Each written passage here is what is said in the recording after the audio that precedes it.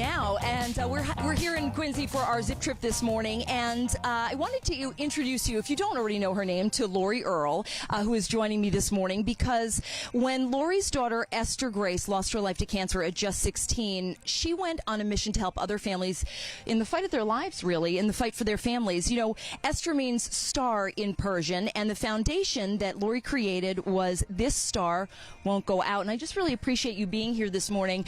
So the book that your husband wrote.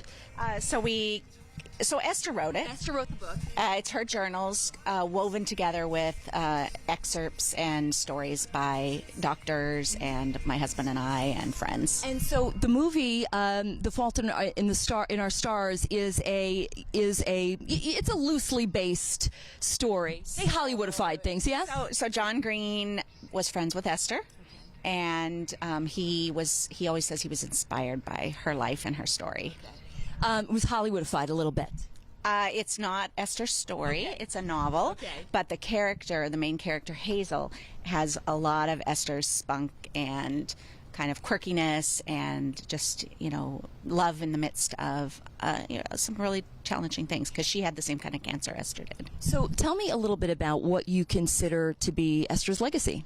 So Esther was this freckle-faced, flyaway hair little girl who just was full of life and energy, and she matched her name, Star. She was our little light. She was our third middle child, so the third daughter. And, her legacy is really that she loved in the midst of, she wanted to live life fully.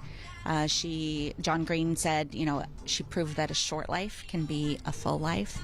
And so the legacy she leaves behind was really she created a holiday about love, which is celebrated on her birthday on August 3rd. She also just reminds us that even when life is really challenging and not fair, that, you can go with the flow and make a difference where you are. So Esther battled thyroid cancer, and the cancer battle and navigating, the medical industry and advocating for your child. I mean, it can be a minefield, and it's an expensive one too. So you created this foundation in order to give financial gifts to families that were in the same fight that you were in. It's so true. You can be a two-income family, and in the midst of cancer, it can get really challenging financially, because you have to take time off to take care of your child, or it can be incredibly expensive. And so our foundation, which is named This Star Won't Go Out, also gives financial gifts. We've given away about $450,000 so far to pay for things like a month of rent and travel expenses. And so wildly important. So if people now hear about the organization and want to get involved and want to donate, where can they go to do that? So our website is This Star Won't Go Out, tswgo.org/donate.